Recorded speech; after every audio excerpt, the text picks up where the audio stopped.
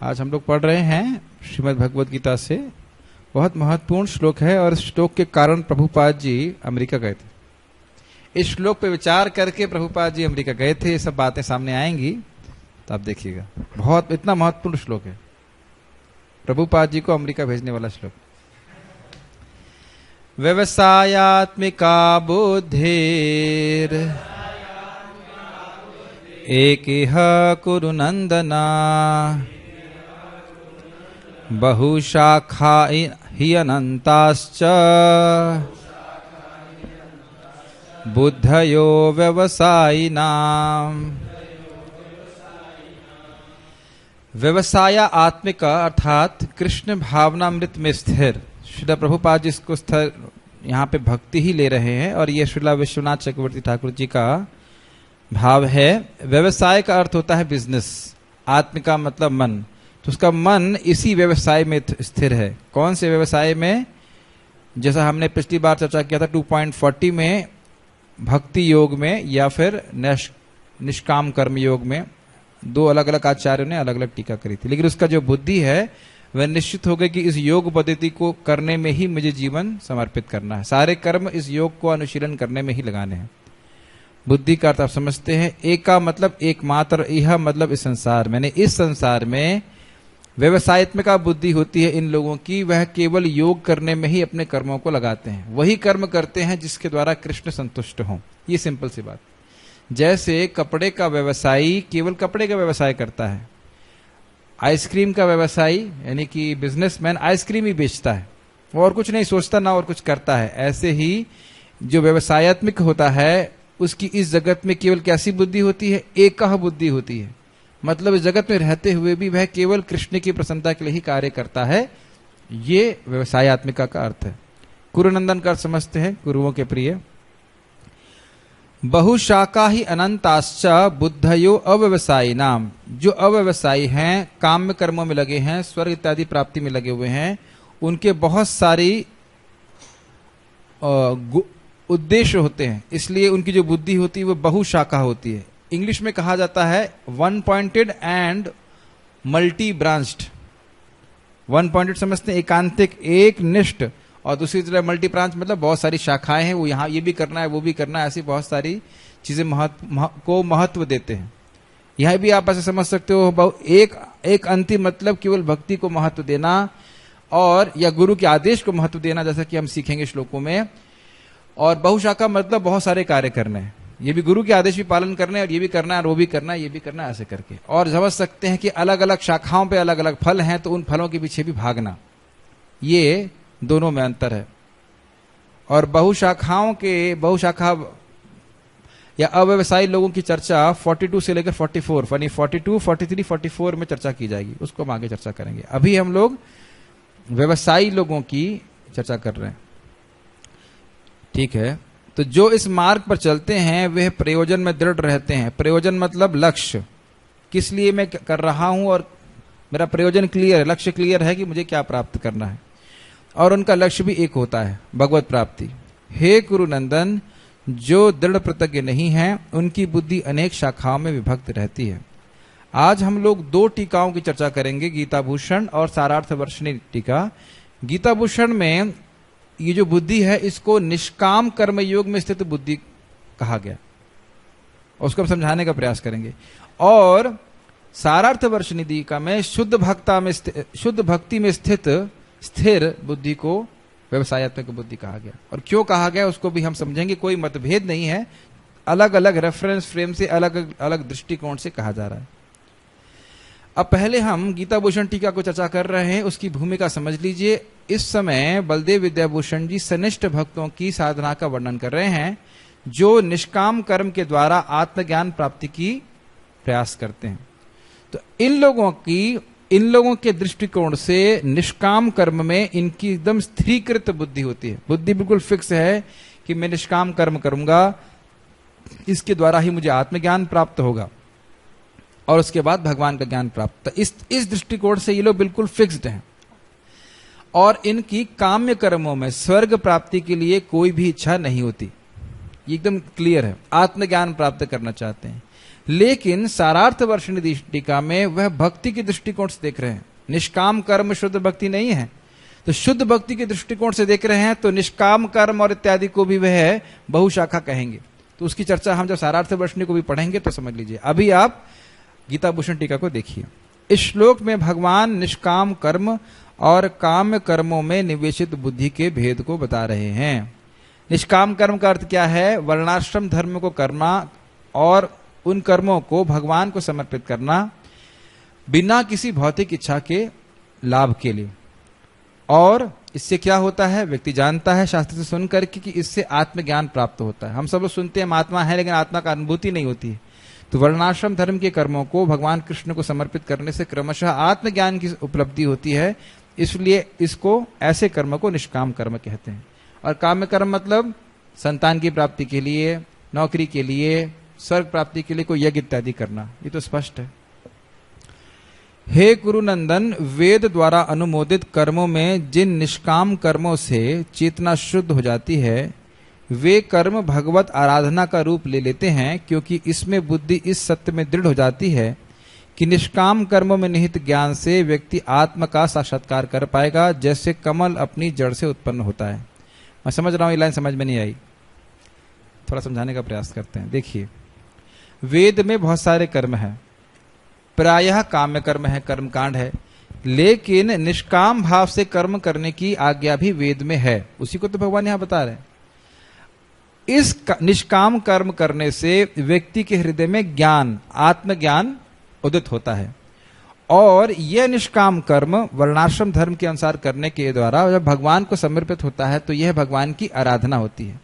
वर्णाश्रम आचरवतः पुरुषेण परः पुमान् विष्णुर नान्य तत्वोष कारणम। क्या है बीच वाला श्लोक? कि वर्णाश्रम के नियमों का पालन करने के द्वारा व्यक्ति भगवान विष्णु की आराधना करता है। विष्णु पुराण के श्लोक है। और इसके अलावा वर्णाश्रम का कोई प्रयोजन नहीं है। श्रीमद् भागवतम में भी इसका वर्णन है। अतः पुंभी द्विजा श्रेष्ठा वर्णाश्रम विभागशः स्वनिष्ठतः धर्मस्य संसिद्धिर हरितोषणम। वर्णाश्रम का पालन इसलिए करना चाहिए ताकि हरि संतुष्ट हो जाए। तो एकदम स्पष्ट है, तो इसका वर्णन शास्त्र में है। अब इससे क्या होता है? जैसे कमल की जड़ से कमल का फूल निकलता है। अब आप ये बताइए कि जड़ क्या कीचड़ के बाहर होती है, ऊपर? कीचड़ के अंदर। तो यानी कि कर्म अपने आप में बड़े गर्हित हैं, कर्म बंधन करते हैं, लेकिन वही कर्म जब भगवान के लिए किए जाते हैं निष्काम भावना से, तो उसी से आत्मज्ञान रूपी फल या आत्मज्ञान रूपी कमल उदित होता है। समझ में आ रहा है एनालॉजी क्या दी जा रही है? ऐसे दुनिया के कर्म करने बड़े ही बंधनकारी हैं, बड़े खराब हैं, कीचड़ से उसकी तुलना की जा रही है। लेकिन जड़ जो है भले कीचड़ में है, जड़ का मतलब सोर्स, उसका रूट, तो भले ही व्यक्ति कार्य कर रहा है वर्णाश्रम के, लेकिन क्योंकि भगवान को अर्पित कर रहा है तो आत्मज्ञान प्रकट होगा। तो ये जो निष्काम कर्म है, ये भगवान की आराधना है। ऐसी निष्ठा एक सनिष्ठ की होती है कि मैं वर्णाश्रम का धर्म का पालन कर रहा हूं, निष्काम भावना से, इससे भगवान की आराधना हो रही है और इससे मेरे को आत्मज्ञान प्राप्त होगा। ये उसकी निष्ठा है, सनिष्ठ निष्ठा के साथ। किसमें निष्ठा है? वर्णाश्रम में। शुद्ध भक्ति में नहीं, श्रवण कीर्तन में इतना नहीं है। ये आराधना हमारी मुख्य है, ये हम वर्णाश्रम कर रहे हैं, इसके द्वारा भगवान संतुष्ट हो, ये भावना। तो इस कारण से ऐसी उनकी व्यवसायत्मक का बुद्धि होती है और उसमें बुद्धि बिल्कुल स्थिर होती है। ऐसी बुद्धि का केवल एक ही लक्ष्य होता है, अर्थात वह केवल उन कार्यों को करने में स्थिर रहती है जिससे आत्मा का साक्षात्कार हो। ये तो बहुत स्पष्ट है लाइन। अर्थात कोई वेदों के वो वचन जिसमें कहा जाए कि आप ये यज्ञ करो, आपको स्वर्ग प्राप्ति होगी। जैसे इस जगत में भी आप देखते हैं कि किसी पूजा, बाबा की पूजा कर लीजिए, आपकी नौकरी लग जाएगी। ऐसे बहुत सारे काम्य कर्म, आपकी कामना को पूर्ण करने वाले कर्म बताए जाते हैं, उसमें उसकी रुचि नहीं है। यह इसी कारण से उसका व्यवसाय क्या है? मुझे आत्मज्ञान प्राप्त करना है, और आत्मज्ञान प्राप्त करने के लिए वर्णाश्रम धर्म का पालन करना है निष्काम भावना से भगवान को समर्पित करते हुए, और इसके अलावा मुझे और कोई कार्य नहीं करना। समझ में आ रहा है या कठिन हो रहा है? ठीक। हालांकि जो लोग काम्य कर्म अर्थात अव्यवसायी नाम काम्य कर्म करते हैं, उनके अनंत लक्ष्य होते हैं, क्योंकि उन व्यक्तियों को असीमित वस्तुओं जैसे पुत्र, भोजन, पशु और स्वर्ग इत्यादि की इच्छा होती है। तो स्पष्ट समझ में आ रहा है। और इन सभी लक्ष्यों की कई शाखाएं हैं, बहुशाखा। ये तो मैंने अभी आपको समझाया था कि एक पेड़ है, उसकी बहुत सारी शाखाएं हैं। तो जब बहुशाखा हो जाएगा तो हर शाखा के फल को अगर आदमी चखना चाहेगा तो कभी इस शाखा पे चढ़ेगा, कभी उस शाखा पे चढ़ेगा, तो बंदर की तरह इधर से इधर ऐसे करता रहेगा। पत्नी भी चाहिए, बच्चे भी चाहिए, ये भी चाहिए, स्वर्ग भी चाहिए, बहुत सारी इच्छाएं उसमें फलीभूत होती हैं। या फिर ऐसा कह सकते हैं, जैसे खेत में एक बीज डालते हैं तो उससे 50 बीज निकल आते हैं। ऐसे ही जगत में हम एक कामना को पूर्ण करने के चक्कर में रहते हैं और बहुत सारी इच्छाएं निर्माण हो जाता है। जैसे आप जानते होंगे कि एक बार एक साधु की क्या था, कोपिन को चूहा कुतर गया था, तो उसने कहा चलो बिल्ली लेके आते हैं। फिर बिल्ली के लिए बिल्ली के लिए दूध चाहिए, तो फिर गाय लेके आते हैं। तो फिर गाय के लिए चलाने के लिए, फिर गाय का सेवा करने के लिए पत्नी चाहिए, तो फिर पत्नी रखे, फिर पत्नी हो गई, तो फिर बच्चे चाहिए, फिर बच्चे को पढ़ने के लिए, फिर पढ़ाने के लिए और पालन पोषण करने के लिए बहुत सारे उसने कार्य कर, नौकरी वोकरी करना पड़ा। तो वजन तो डिस्टर्ब हो गया। तो गुरु जी आए, पूछे क्या हुआ, तो कहते हैं कोपिन फैल गई। तो ऐसे होता है कि एक बार आदमी भौतिक इच्छा के पीछे लग जाता है तो उससे आप देख सकते हैं एक के बाद एक फैल जाता है। बहुत बड़ा अज्ञान होगा अगर कोई सोचे कि हम पैसा इकट्ठा करेंगे और फिर भजन शुरू करेंगे। जिस अवस्था में है वहीं से हमें भगवान की भक्ति करना शुरू कर देना चाहिए, वेट नहीं करना चाहिए। ये स्वभाव ही है कि आप एक वस्तु इकट्ठा करेंगे, फिर वो और नई वस्तुओं का निर्माण करती है इच्छा। यद्यपि सोम यज्ञ इत्यादि में केवल एक ही लक्ष्य बताया जाता है, फिर भी शास्त्र संतान और लंबी आयु जैसे अन्य बहुत से मध्यवर्ती फलों की भी चर्चा करते हैं। इसका अर्थ क्या है, कोई सोम यज्ञ कर रहा है, उसके साथ साथ साइड बेनिफिट्स भी हैं, ये भी है, ये भी करना है। देखो लंबी आयु प्राप्त होगी, सुंदर अप्सरा प्राप्त होगी, ऐसे करके बहुत सारे लुभावने प्रस्ताव दिए जाते हैं। उससे उनकी बुद्धि भ्रमित हो जाती है, आत्मज्ञान की बात ही नहीं आती। काम्य कर्म करने में शरीर से भिन्न आत्मा के ज्ञान का कोई संबंध नहीं है, क्योंकि काम्य कर्म में लगे हुए व्यक्ति के लिए आत्मा में ऐसा विश्वास होना असंभव है। ये बहुत इंपॉर्टेंट लाइन है। जो व्यक्ति भोगों में लगा हुआ है उसके लिए सिद्धांतिक रूप से भी स्वीकार करना कि हम आत्मा हैं, ये बहुत मुश्किल है, असंभव है बोला जा रहा है। क्योंकि कर्म ऐसा संस्कार का निर्माण करते हैं कि व्यक्ति की चेतना और दूषित होती है। चेतना तो पहले से दूषित है और फिर उसको ऐसे और काम कर्म में लगाया जाएगा तो उसकी चेतना और दूषित हो जाती है और फिर वह समझ नहीं पाता है कि जीवन का लक्ष्य क्या है। यही बात अभी बताई जा रही है। अव्यवसायी रहता है, वो सोचता है यहां से सुख प्राप्त कर लूंगा, वहां से सुख प्राप्त कर लूंगा, लेकिन आगे जाके इसमें एक बात होपफुल बताई जाती है। भौतिक भोगों का स्वभाव है कि वह एक तो जलन हृदय में प्रस्तुत करते हैं और कभी भी आत्मा को संतुष्ट नहीं कर सकते। तो ऐसा करते करते कई जन्मों तक व्यक्ति काम कर्म में लगा रहेगा, तब जाके कहीं उसका अधिकार प्राप्त होगा कि वह ज्ञान कांड की तरफ उत्सुक हो, ज्ञान योग की तरफ उत्सुक हो कि हाँ भाई हमें आत्मज्ञान प्राप्त करना चाहिए, मैं से संतुष्ट नहीं हो रहा। जब कोई व्यक्ति कर्मकांड करता है तो शास्त्रों का नियम पालन करने के कारण कई जन्मों तक इस प्रकार से उधर भटकेगा और वह महसूस करेगा कि इन सब से मैं संतुष्ट नहीं हो रहा हूं। एक छलावे की तरह सुख मिलता है, फिर चला जाता है। तब वह धीरे धीरे निर्वेद, मतलब उसको डिसइंटरेस्टेड हो जाएगा कि नहीं इसमें मुझे नहीं करना। लेकिन बहुत समय लगता है, बहुत समय लगता है, कई जन्म लग जाते हैं इसमें। और फिर उसमें भी कुछ गलती हो जाए तो दुष्परिणाम भी प्राप्त हो जाते हैं। तो इसलिए जो प्रोसेस है ये बहुत अच्छा नहीं है। सारार्थ वर्षणी टीका। अब इसमें ये भक्ति योग को स्थापित कर रहे हैं। भक्ति योग मतलब श्रवण कीर्तन स्मरण, डायरेक्ट भक्ति योग, निष्काम कर्म योग को स्थापित नहीं कर रहे हैं। प्रभुपाद जी इसी को ही लेंगे, इसलिए हमने इस टीका को लिया है। ये श्रीला विश्वनाथ चक्रवर्ती ठाकुर जी के द्वारा की गई है। अन्य सभी प्रकार की बुद्धियों की अपेक्षा वह बुद्धि उत्कृष्ट है जिसका विषय भक्ति योग है, कि मुझे भक्ति ही करनी है, इस जीवन में और कुछ नहीं करना है। यह इस प्रकार की बुद्धि अगर किसी की निर्मित हो गई तो बहुत अच्छा है। इसके लिए भगवान श्री कृष्ण व्यवसाय इत्यादि कह रहे हैं। व्यवसाय का मतलब इसीलिए बोल रहे हैं, व्यवसायत्मिक उनकी बुद्धि है। इस भक्ति योग में व्यवसायत्मिका अर्थात निश्चयात्मिका बुद्धि एक ही है। ये भी समझ में आ रही है। इन निश्चय कर लिया है कि भक्ति के अलावा और कुछ नहीं करना और भक्ति से सारा कुछ संपादित हो जाएगा, सब कुछ, सारा परफेक्शन मुझे पूर्णता प्राप्त हो जाएगी। उस बुद्धि के लक्षण को निरूपित करते हुए कहते हैं, मेरे गुरुदेव ने श्री भगवान के श्रवण, कीर्तन, स्मरण, चरण परिचर्या आदि का जो उपदेश दिया है, यही मेरा साधन है, यही मेरा साध्य है एवं यही मेरा जीवन है। बहुत सुंदर लाइन है। श्रील प्रभुपाद जी अमेरिका क्यों गए? प्रभुपाद जी श्लोक पे विचार कर रहे थे और उन्हें कहा कि मेरे गुरु महाराज ने बोला है कि अमेरिका जाओ और अमेरिका जाकर के आप, या अमेरिका या पाश्चात्य देश में जाके आप प्रचार करो। अब मैं सफल होऊंगा नहीं होऊंगा ये मेरे को नहीं सोचना है। गुरु का आदेश है, ये मेरा जीवन है, इसमें मैं अपना जीवन को समर्पित करूंगा। आगे और ये बात बताएंगे कि गुरु, सदगुरु, वैष्णव गुरु ने आपको बोला है कि हरि नाम करो, भक्ति करो, ऐसे करो, तो यह भी सोचने की जरूरत नहीं है कि आप मुक्त होंगे कि नहीं होंगे।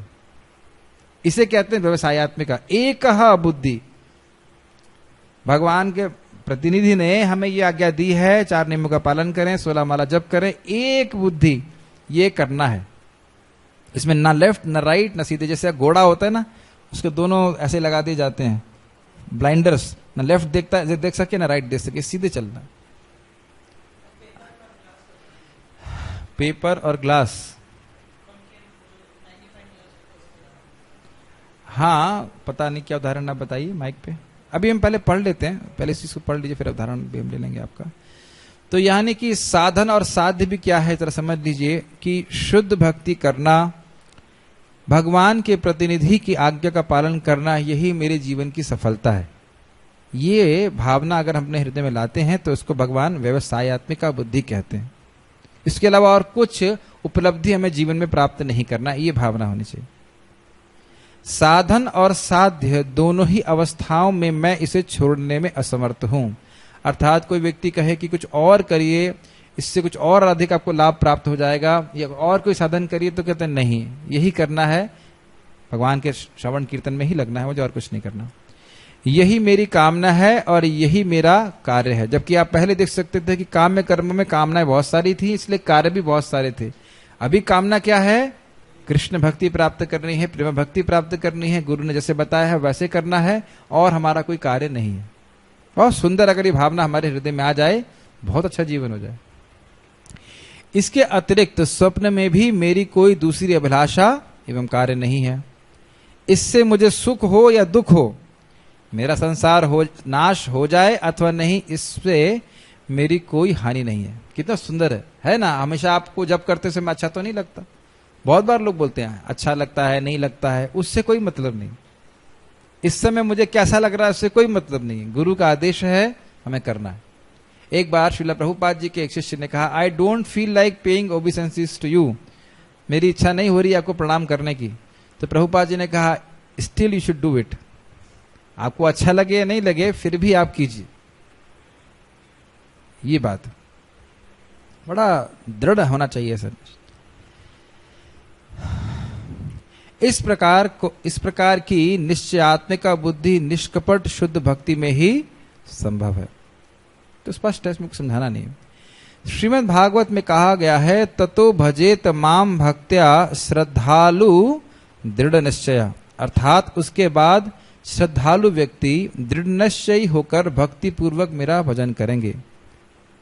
बड़ा इंटरेस्टिंग है ये श्लोक, बड़ा इंटरेस्टिंग है। इसमें हमने चर्चा कर चुके हैं हम लोग इसकी एक बार, कि ऐसा भक्त काम्य कर्म का अर्थ समझते हैं आप, या वेदों के अन्य वाक्यों के प्रति बिल्कुल निर्वेद हो गया। निर्वेद मतलब कोई टेस्ट नहीं है, कोई श्रद्धा नहीं उसमें। श्रद्धा किसमें है? भगवान की भक्ति में।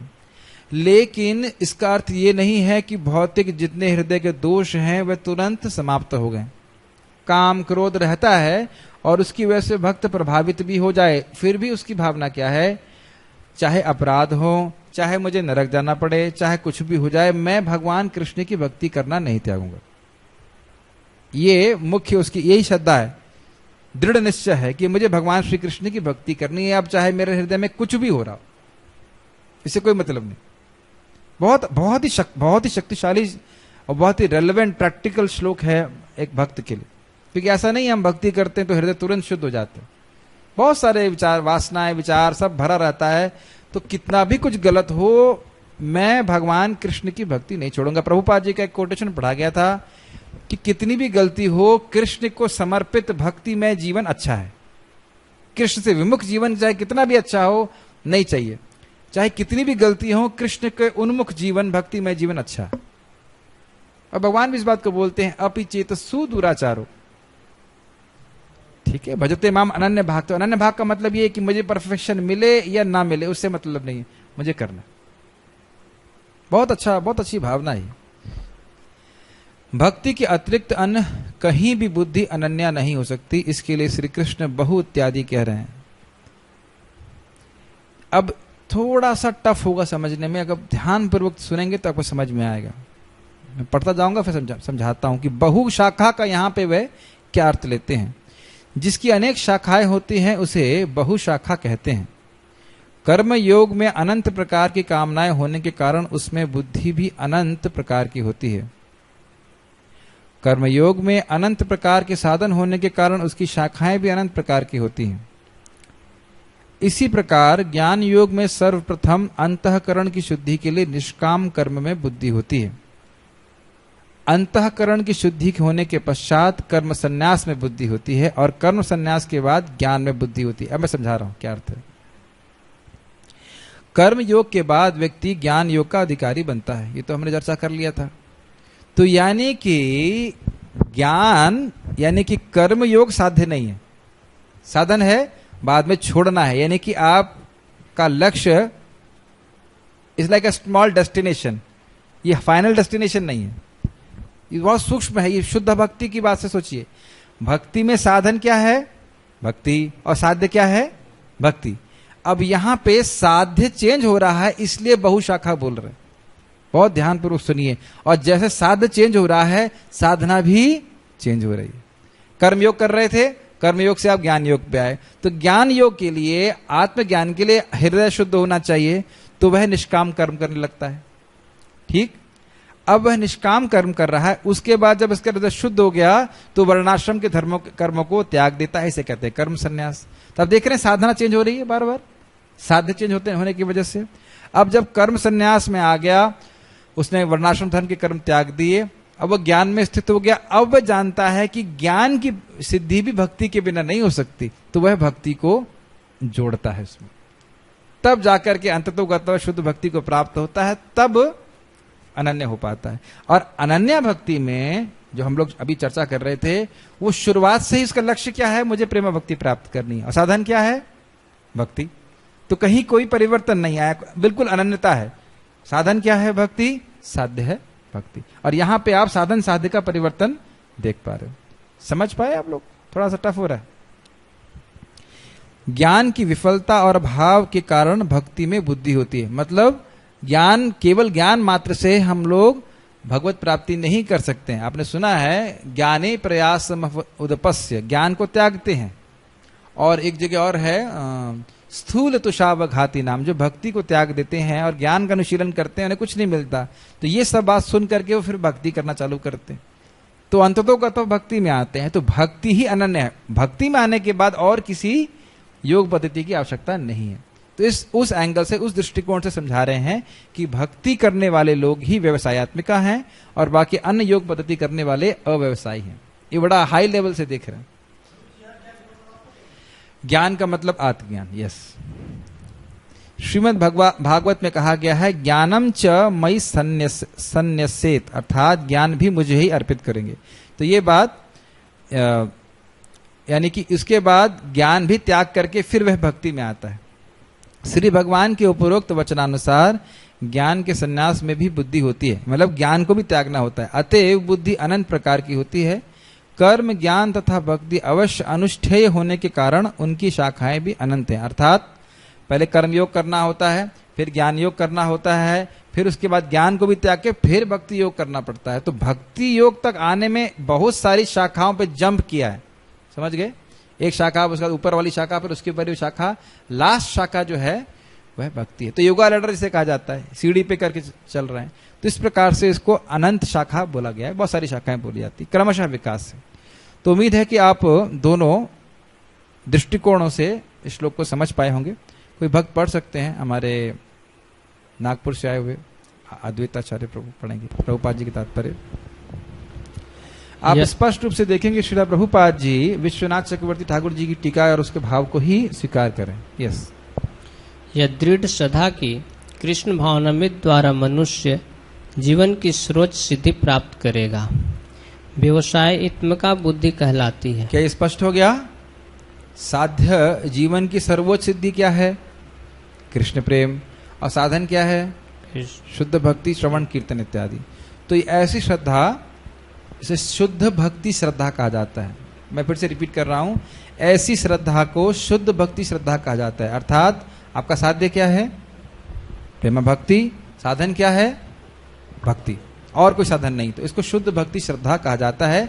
और यह है किसी के भी हृदय में स्थापित, आरोपित की जा सकती है, चाहे वो व्यक्ति कितना भी निम्न क्यों ना हो, कितना रजोगुणी तमोगुणी, उसे मतलब नहीं है। भक्त संग से यह निर्गुणा भक्ति करके आरोपित की जा सकती। ये बड़ा सुंदर सिद्धांत है। इसीलिए श्रील प्रभुपाद जी ने इतने बड़े निकृष्ट व्यक्तियों को भी इतना महान भक्त बना दिया, क्योंकि ये भक्ति किसी भी योग्यता के लिए ऊपर निर्भर नहीं करती। मैं जैसे आपने देखा था कि काम कर्म करने वाले निष्काम कर्म योग नहीं कर सकते, योग्यता चाहिए। निष्काम कर्म ज्ञान योग क्या, मतलब आत्मज्ञान प्राप्त करने के लिए करते हैं, फिर योग्यता प्राप्त करते हैं। फिर वह ज्ञान वाले सोचते नहीं अभी मुझे और प्रगति करने के लिए भक्ति पे आना पड़ेगा, भक्ति स्वीकार करनी पड़ेगी। तो यहाँ पे योग्यता की आवश्यकता है, लेकिन जो निर्गुणा भक्ति है, इस शुद्ध भक्ति श्रद्धा है, ये कोई योग्यता की अपेक्षा नहीं करती। भक्त संग से, शुद्ध भक्त के संग से सीधे आरोपित हो जाती है। साधन है भक्ति, लक्ष्य है भक्ति। स्पष्ट। यस, चैतन्य चरित्रामृत में कहा गया है, श्रद्धा शब्द विश्वास कहे सुदृढ़ निश्चय, कृष्ण भक्ति के लिए सर्व कर्म कृत्य है। हाँ, अब देखिए इसका अर्थ लोग क्या सोचते हैं कि हम हरे कृष्ण जप रहे हैं तो हमें और कुछ करने की जरूरत नहीं है। कुछ करने की जरूरत नहीं मतलब नहाने की जरूरत है आपको, इजंट इट? वैष्णवों की सेवा करने की जरूरत है, ये अर्थ नहीं है इसका। इसका अर्थ यह है कि जो आप साध्य प्राप्त करना चाहते हो, प्रेम भक्ति, उसके लिए साधन भगवान की भक्ति है, उसको, उसमें कोई डाउट नहीं है। लेकिन ऐसा नहीं कि आप माता पिता की सेवा नहीं करेंगे या और किसी का सम्मान नहीं करेंगे और कुछ कार्य नहीं करेंगे, ऐसा नहीं कहा जाता। क्या आप समझ पा रहे हैं मेरी बात? भगवान की प्रेम भक्ति प्राप्त करने के लिए मैं साधना भक्ति कर रहा हूँ। साधन भक्ति, मेरा साधन जो है वो भक्ति है, और वो भक्ति कर रहा हूँ। तो अब मुझे, हाँ, मुझे और कोई श्राद्ध और कोई कर्म कांड करने की आवश्यकता नहीं है। ये बात सत्य है। ज्ञान योग, निष्काम कर्म योग, इसको करने की कोई आवश्यकता नहीं है, ये बात तो सत्य है। लेकिन और जो भी आपके कर्तव्य हैं उस जगत में, उसको भी हमें करना चाहिए। ये बात इंपॉर्टेंट है, आगे भी आएगा, ये परनिष्ठों के संबंध में बात आएगी। आप भक्ति कर रहे हैं, हम सब लोग भक्ति कर रहे हैं, इसका मतलब ये नहीं कि हमारे सामाजिक दायित्व है उसको पूरा नहीं करें। लेकिन ये जरूर ध्यान देना चाहिए कि सामाजिक दायित्वों से फिर भक्ति प्राप्त नहीं होगी। दोनों ही चीजें ऐसे नहीं होनी चाहिए। प्रेम भक्ति तभी प्राप्त होगी जब भगवान का नाम जप करेंगे, भगवान की लीलाओं को सुनेंगे, भगवान का डायरेक्ट भक्ति करेंगे, शुद्ध भक्ति। यस, श्रद्धा का अर्थ है किसी अलौकिक वस्तु में अटूट विश्वास। बहुत इंपॉर्टेंट लाइन है। श्रील भगवान को हम देखे नहीं है, लेकिन शास्त्र की बात सुन करके भगवान में विश्वास है कि भगवान का भजन करेंगे, इसे कहते हैं शास्त्रीय श्रद्धा। यस, जब कोई कृष्ण भावनामृत के कार्यों में लगा होता है तो उसे परिवार, मानवता या राष्ट्रीयता में बंद कर कार्य करने की आवश्यकता नहीं होती। आपको लगेगा प्रभु जी अभी तो विरोधाभास लग रहा है, अभी आपने बोला था माता पिता की सेवा नहीं करना चाहिए, प्रभुपाद कहते हैं ऐसे कर रहे हैं। यस, अगर उनकी सेवा से भक्ति के विरुद्ध आचरण करना पड़े तब। मेरी बात आप समझ रहे हैं? जैसे आप प्रहलाद महाराज को देखेंगे, प्रहलाद महाराज के शुद्ध भक्त नहीं थे, लेकिन हिरण्यकशिपु को प्रणाम करते थे कि नहीं करते? अर्जुन के शुद्ध भक्त नहीं है, अर्जुन शुद्ध भक्त हैं, लेकिन फिर भी अपने सामाजिक कर्तव्यों को करते थे। ये बहुत बड़ी मिस्टेक होगी कि हम इस प्रकार से न कर सकें। लेकिन अगर वह कर्तव्य हमारी भक्ति में बाधा पड़ रहा है तो फिर उसको त्याग देना उचित है। यस, मैं इसको समझा देता हूं, मेरे ख्याल से लोग कन्विंस नहीं है। ज्ञान कर्मादि अनावृतम में कर्म अनावृत्ति का अर्थ क्या होता है समझिए। कोई व्यक्ति सोच रहा है कि मैं श्राद्ध कर्म करूंगा तो मेरी भक्ति बढ़ जाएगी, ये भक्ति पे आवृत्ति है, भक्ति को ढक जाना। कोई कहे कि मैं श्राद्ध नहीं करूंगा तो मुझे पाप लगेगा, यह भी भक्ति में को ढकना है।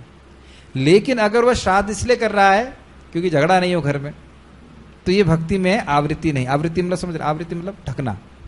वो उसको श्रद्धा नहीं है कि इससे भक्ति बढ़ेगी, लेकिन समाज में झगड़ा नहीं हो तो कर रहा। ये बहुत इंपॉर्टेंट है, बहुत सूक्ष्म भेद है। मैं फिर से रिपीट कर रहा हूं, श्राद्ध करूंगा तो भक्ति बढ़ेगी, ये ढक गई भक्ति आपकी, भक्ति में श्रद्धा कम हो गई। श्राद्ध नहीं करूंगा तो पाप लगेगा, तो भक्ति ढक गई। लेकिन श्राद्ध कर रहा है बिना श्रद्धा के, ठीक है भाई, जब हरे कृष्ण मंत्र कर रहा है, भक्ति कर रहा है, तो ऐसे ही पितरों का उद्धार हो रहा है। फिर भी क्योंकि बाहर के लोग नहीं समझते हैं, इसलिए वो करता है।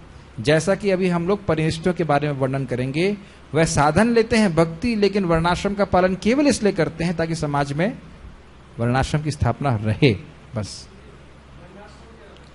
वर्णाश्रम का अर्थ है ब्राह्मण, क्षत्रिय, वैश्य, शूद्र, ब्रह्मचारी, ब्रह्मचारी, गृहस्थ, वानप्रस्थ, संन्यास, इस प्रकार से इनको पालन करना। ये बहुत लंबा विषय है, लेकिन इसको वर्णाश्रम कहते हैं। 4 वर्ण है, ब्राह्मण, क्षत्रिय, वैश्य, शूद्र, और 4 आश्रम हैं, ब्रह्मचारी, गृहस्थ, वानप्रस्थ, संन्यास, ऐसे करके। यस। पूर्व में किए गए शुभ अशुभ कर्मों के फल ही उसे सकाम कर्म में लगाते हैं। जब कोई कृष्ण भावनामृत में, जब हम इस जगत में सकाम कर्म करते हैं तो उनका संस्कार बनता है। वह संस्कार व्यक्ति को अगले जन्म में फिर से वैसे ही कार्य करने के लिए प्रेरित करता है। तो बहुत सिंपल सी बात है। उसी प्रकार से बहुत गंभीर बात यह है कि जब तक हमें भक्ति का संस्कार प्राप्त नहीं होगा, हम भक्ति करेंगे ही नहीं। इसलिए अगर कोई भक्ति का संस्कार भी प्राप्त कर लेता है तो भी बहुत अच्छा है, क्योंकि अब उसका प्रोसेस शुरू हो चुका है। समझ आ रहा है? और भक्ति का संस्कार सबसे अधिक मुश्किल है, बहुत सिंपल है। जैसे किसी जमीन में कोई एक विशिष्ट बीज ना डाला जाए तो पेड़ कभी उगेगा? नहीं उगेगा, सिंपल सी बात। तो भक्ति का बीज अगर ना डाला जाए तो वह कभी भी नहीं उगता। इसीलिए भक्तों का संग बहुत रेयर है। एक नया भक्त भी भक्ति का बीज दूसरों को दे सकता है, क्योंकि भक्ति की शुरुआत से ही उसकी श्रद्धा है कि साधन क्या है, भक्ति, और साध्य भक्ति। वो एक दूसरे को समझाना है, सिंपल। यस। जब कोई कृष्ण भावनामृत में संलग्न हो तो उसे अपने कार्यों के शुभ फल के लिए प्रयत्नशील नहीं रहना चाहिए। जब कोई कृष्ण भावनामृत में लीन होता है तो उसे सारे कार्य आध्यात्मिक धरातल पर होते हैं, क्योंकि उनमें अच्छे या बुरे का द्वैत नहीं रह जाता। ये सब समझ रहे हैं आप? बहुत स्पष्ट है कि वो कार्य जो गुरु ने बताए हैं कृष्ण की सेवा के संबंध में, बस वही अच्छे कार्य हैं, वही करना है, और बाकी सारे कार्य बुरे हैं। बाकी समझ गए ना? जैसे इस जगत में एक अच्छा लड़का होना या अच्छा पति होना, ये बहुत सारे अच्छे कार्य हैं, अच्छा है, करना चाहिए। लेकिन अगर भक्ति के विरोधी हैं तो फिर इस अच्छाई के प्रति व्यक्ति को आसक्त नहीं होना चाहिए, तथाकथित अच्छाई के प्रति। ठीक है? यस। कृष्ण भावनामृत की सर्वोच्च सिद्धि देहात्म बुद्धि का त्याग है। कृष्ण भावनामृत की प्रगति के साथ क्रमशः यह अवस्था स्वतः प्राप्त हो जाती है। लाइन बहुत इंपॉर्टेंट है। हम कल भी चर्चा कर रहे थे, शायद कल नहीं, जब भी लास्ट टाइम क्लास हुई थी, कि जब हम भोग के कार्यों में लगे रहते हैं तो हम शरीर के स्तर पे कार्य कर रहे हैं। आहार, निद्रा, भय, मिथुन में लगा हुआ व्यक्ति ऐसे कार्य कर रहा है जिससे इसकी शारीरिक चेतना बढ़ जाएगी। जब हम भगवान के विज्ञान की चर्चा कर रहे हैं, फिलॉसफी की चर्चा करते हैं, हरि नाम करते हैं, भगवान की सेवा करते हैं, दो भी शुद्ध भक्ति के, नवदा भक्ति के अंगों का अनुशीलन करते हैं, तो हम आत्मा की तरह कार्य कर रहे हैं, भले ही शरीर में है। तो अब जब हम आत्मा की तरह कार्य कर रहे हैं तो क्रमशः करते करते करते आत्मा का स्वरूप स्पष्ट प्रकट हो जाएगा। भाई जैसे आप देखते हो हीटर में एक जो कॉइल होता है, जब करंट के संपर्क में रहता है, करते करते करते शुरुआत में थोड़ा लाल होता है, फिर और लाल होता है, फिर और होता है, बिल्कुल बाद में एकदम अग्नि की तरह हो जाता है। तो देख रहे हैं ना? उसी प्रकार से अगर हम लोग लगातार केवल आत्मा की क्रियाओं में लगे रहे तो आत्मा का स्वरूप अपने आप प्रकट हो जाएगा। जैसे आप भी देखते हो कि लकड़ी को, ऐसे माचिस का एग्जाम्पल ले लीजिए, माचिस में अग्नि होती है तो माचिस को थोड़ा घिसते हैं तो अग्नि प्रकट हो जाती है, उसके बाद वह माचिस या लकड़ी नहीं रहती, वह अग्नि हो जाती है। तो इसी प्रकार से अगर हम लोग लगातार केवल आत्मा की क्रियाओं में लगे रहे तो आत्मा का स्वरूप अपने आप प्रकट हो जाएगा। जैसे आप भी देखते हो कि लकड़ी को, ऐसे माचिस का एग्जाम्पल ले लीजिए, माचिस में अग्नि होती है तो माचिस को थोड़ा घिसते हैं तो अग्नि प्रकट हो जाती है, उसके बाद वह माचिस या लकड़ी नहीं रहती, वह अग्नि हो जाती है। तो आत्मा का जो स्वरूप है, अगर आत्मा को आत्मा के कार्यों में लगाया जाएगा तो आत्मा का स्वरूप स्पष्ट प्रकट हो जाएगा। इसीलिए प्रभुपाद बोले क्रमशः अवस्था स्वतः प्रकट हो जाती है। यस, स्वतः प्राप्त हो जाती है, मतलब भगवान की भक्ति को साधन के रूप में किया जाए तो आत्म साक्षात्कार के लिए व्यक्ति को और कुछ अलग से करने की आवश्यकता नहीं है। ये बात बोली जा रही है, स्वतः करते ही होता है। कृष्ण भावना भावित व्यक्ति का दृढ़ निश्चय ज्ञान पर आधारित है। एक एक लाइन बहुत महत्वपूर्ण है। अगर हम दृढ़ता से भक्ति करना चाहते हैं तो हमें भक्ति के शास्त्रों का ज्ञान और उन पर विश्वास बहुत जरूरी है। हमारी श्रद्धा जो है वो शास्त्रीय होनी चाहिए। शास्त्र नहीं सुनेंगे तो हम 2-3 दिन के भक्त रह पाएंगे, लेकिन अगर आप शास्त्र सुनेंगे तो जीवन भर भक्त रह पाएंगे। प्रभुपाद जी का अच्छा वक्तव्य है कि distributing my books will keep my devotees happy and reading them will keep them. समझ में आया? मेरी पुस्तकों का वितरण करके मेरे भक्त को बड़े प्रसन्न होंगे, और अगर पुस्तक पढ़ेंगे तो वो रहेंगे। और अगर हम प्रभुपाद जी की पुस्तक नहीं पढ़ेंगे तो इस्कॉन में रहते हुए भी हम इस्कॉन में नहीं रहेंगे। समझ में आया? कुछ और ही भावना, कुछ और ही मूड बन जाएगा। प्रभुपाद जी का मुख्य मूड है प्रचार का, दूसरों पे दया दिखाने का। तो अगर प्रभुपाद जी की पुस्तकें नहीं पढ़ेंगे तो फिर किसी और ही धारणा से, किसी और तरीके से हम भगवान को प्रसन्न करने के पथ पे चल पड़ेंगे, भले ही इस्कॉन में हम शारीरिक रूप से रहें। ये भी इंपॉर्टेंट बात है। जैसे कभी कभी हम सुनते हैं वृंदावन छोड़ना ही नहीं चाहिए। हाँ, सही बात है। प्रभुपाद जी भी बोलते हैं कि कुछ भक्तों का व्रत है कि वृंदावन नहीं त्यागना चाहिए, लेकिन ये सोचना चाहिए कि अगर वो भक्त जिसने हमको भक्ति में लाया था वो ये प्रण लेता तो हम कहाँ होते, हम कौन से वन में होते, ये सोच लेना चाहिए। तो इसलिए प्रभुपाद जी कहते हैं कुछ भक्त लोग ऐसा व्रत ले लेते हैं कि हमें वृंदावन नहीं त्यागना चाहिए, और अच्छा व्रत है, लेकिन अगर कोई वृंदावन की महिमा को प्रचार करने के लिए बाहर जाते हैं तो वह वृंदावन से डिस्कनेक्टेड नहीं है। डिस्कनेक्टेड मतलब अलग नहीं है। जैसे प्रभुपाद जी अमेरिका गए थे, है ना। एक बार प्रभुपाद जी से घटना अच्छी है। प्रभुपाद जी को कुछ वीजा का इश्यू हो रहा था, तो किसी ने बोला ये अमेरिकन महिला है, इनसे आप शादी कर लीजिए। वो कहते हैं नो नो नो, ऐसा नहीं, अभी इतना नहीं, मैं सन्यासी हो चुका हूँ, अभी नहीं। ऐसा लोगों ने प्रस्ताव प्रभुपाद जी को दिया। तो प्रभुपाद जी वहाँ अमेरिका के सिटीजन बनने के लिए इसलिए नहीं गए थे कि अब आराम से जिंदगी काटेंगे। उनको बहुत खराब लग रहा था वृंदावन से दूर रह कर, लेकिन भगवान की इच्छा को संतुष्ट करने के लिए, गुरु की आज्ञा को संतुष्ट करने के लिए ऐसा करे थे। ठीक है, बोलना चाहते हैं?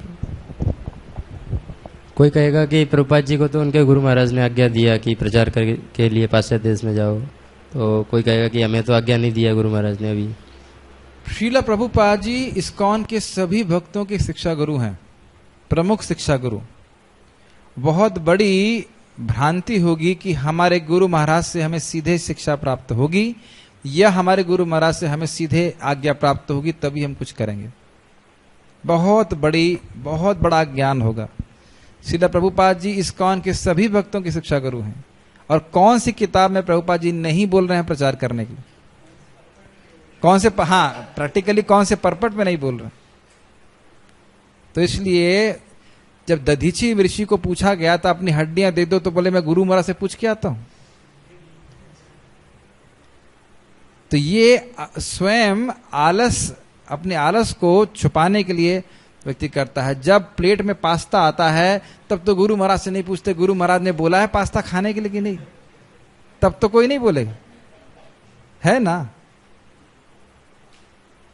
तो ये बहुत बड़ी भ्रांति है कि हमारे गुरु महाराज जी बोलेंगे। अगर मैं अपनी बात करूं तो मेरे आज तक अपने गुरु महाराज से कोई बात ही नहीं हुई, खाली एक ही प्रश्न पूछा है, ध्यानपूर्वक जब क्यों करना चाहिए, तो बाकी सारे कार्य कैसे करना। तो इसलिए आवश्यक है कि, और बहुत सारे प्रभुपाद जी के शिष्य हैं जो प्रभुपाद जी से कभी नहीं मिले, तो प्रभुपाद जी अपनी पुस्तकों के माध्यम से स्पष्ट रूप से हमें बता रहे हैं, सिखा रहे हैं हमें क्या करना चाहिए। तो ये केवल जिसको नहीं करना है वो ऐसे बहाने बना देगा। ठीक है। वासुदेव सर्वम इति स महात्मा सुदुर्लभ। कृष्ण भावना भावित व्यक्ति अत्यंत दुर्लभ जीव है, जो भली भांति जानता है कि वासुदेव या कृष्ण समस्त प्रकट कारणों के मूल कारण है। जिस प्रकार एक वृक्ष की जड़ सिंचने पर स्वतः ही पत्तियों तथा टहनियों में जल पहुंच जाता है, उसी प्रकार कृष्ण भावना भावित होने पर मनुष्य प्रत्येक प्राणी की अर्थात अपनी परिवार की, समाज की, मानवता की सर्वोच्च सेवा कर सकता है। यदि मनुष्य के कर्मों से कृष्ण प्रसन्न हो जाए तो प्रत्येक व्यक्ति संतुष्ट होता है। श्लोक तो बहुत महत्वपूर्ण है। प्रभुपाद जी क्यों बोल रहे हैं? वासुदेव सर्वमिति, वासुदेव सभी के उद्भव हैं, सबके स्रोत हैं, इसलिए अगर मैं कृष्ण को संतुष्ट करूंगा तो सभी लोग संतुष्ट होंगे। बहुत सटल सूक्ष्म पॉइंट्स हैं। जब हम कृष्ण की आराधना कर रहे हैं तो निश्चित रूप से देवी देवताओं की पूजा नहीं करनी चाहिए, लेकिन देवी देवताओं का यदि अपमान किया तो वो व्यक्ति वैष्णव ही नहीं है। मैं कोटेशन दिखाऊंगा, कल ही पढ़ रहा था।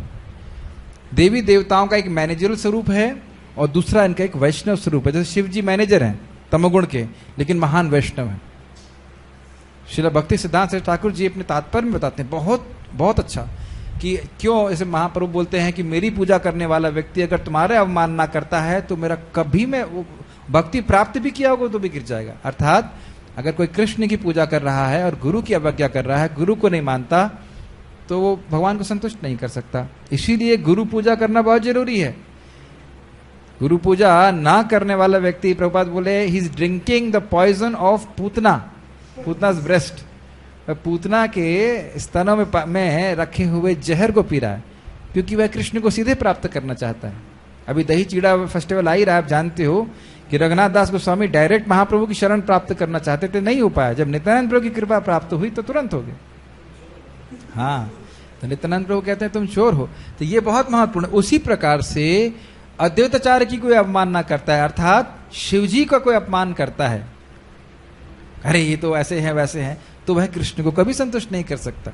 तो इसलिए गुरु वैष्णव सभी को हम सम्मान दें, ये बहुत जरूरी है, तब हम कृष्ण के सच्चे भक्त बन सकते हैं।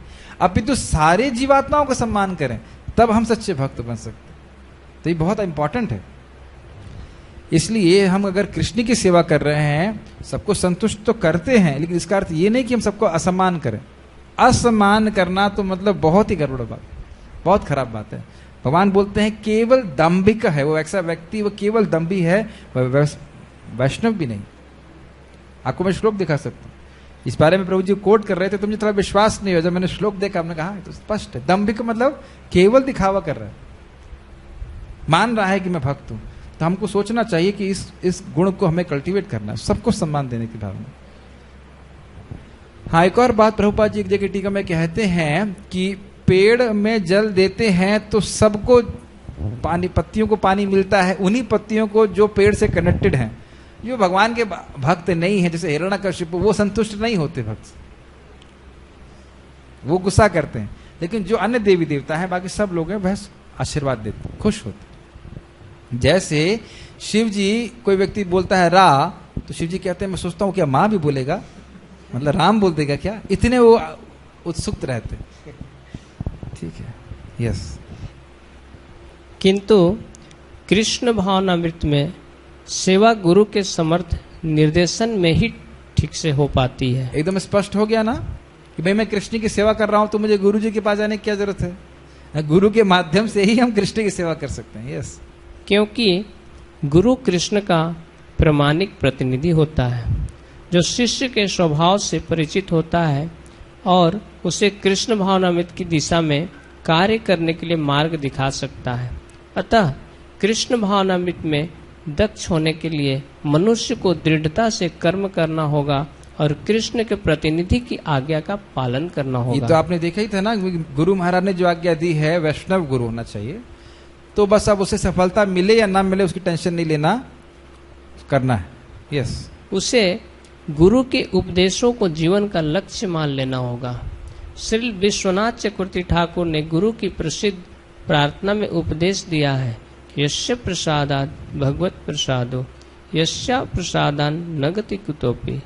ध्यायन् सुबन्तस्य यतस्य संध्याम वंदे गुरुषि चरणारविंदम। गुरु की तुष्टि से भगवान भी प्रसन्न होते हैं। गुरु को प्रसन्न किए बिना कृष्ण भावनामृत के स्तर तक पहुंच पाने की कोई संभावना नहीं रहती। अतः मुझे उनका चिंतन करना चाहिए और दिन में 3 बार उनकी कृपा की याचना करनी चाहिए और अपने गुरु को सादर नमस्कार करना चाहिए। Yes. किंतु तो स्पष्ट है।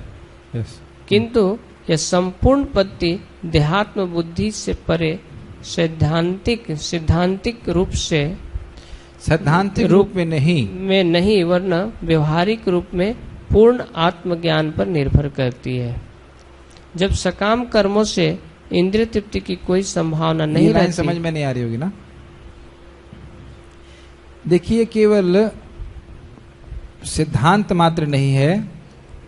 जब व्यक्ति भक्ति करता है, जैसे यहाँ पे वर्णन किया गया है, गुरु का आश्रय लेकर के, तो अपने आप सारा कुछ ज्ञान उसके हृदय में प्रकट होता है। यही बात बोल रहे हैं। उसका आत्मज्ञान का अनुभव होता है। जैसा हम लोग सुनते हैं ना, क्या दिव्य ज्ञान हृदय प्रकाशित। तो कैसे होता है? गुरु की आज्ञा के अनुसार हम चलते हैं तो भगवान हृदय में बैठे हैं, वे प्रसन्न होते हैं और हमारे हृदय के अंधकार को नष्ट करते हैं। ये बात।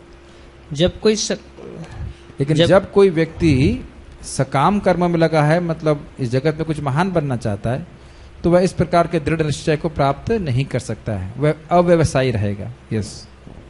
जब सकाम कर्मों से इंद्रिय तृप्ति की कोई संभावना नहीं रहती, जिसका मन दृढ़ नहीं है, वही विभिन्न सकाम कर्मों की ओर आकर्षित होता है। जब जिसने समझ लिया कि मैं आत्मा हूं और मैं अपने गुरु की आज्ञा के द्वारा ही सिद्धि प्राप्त कर सकता हूं, तो वह फिर इन काम कर्मों के प्रति आकर्षित नहीं होगा। और जिसका मन इस प्रकार से दृढ़ नहीं है, उसके लिए असंभव है इस प्रकार से आत्मज्ञान के पथ पे स्थिर रहना। तो हमने ये सीखा कि जो व्यक्ति, इसको बंद कर दीजिए, हाँ ठीक है।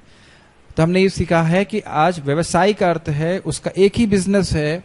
हम भक्तियों की व्याख्या ले रहे हैं कि भगवान वैष्णव गुरु को स्वीकार करके, गुरु मतलब वैष्णव ही होना चाहिए, उसके बताए गए आदेशों को आदमी पालन करे। श्रील प्रभुपाद जी ने हम सबको बताया 16 माला का जप करो, 4 नियमों का पालन करो, दूसरों का आदर मत करो। ये भी बताया नहीं, दूसरों का आदर करो, भक्ति के सारे विभिन्न नियमों का पालन करें और उसको दृढ़ता से करें और इस विश्वास के संग करें कि इसी से मुझे परम सिद्धि प्राप्त होगी। कोई प्रश्न है? Stop here. श्रीमद् भगवद गीता की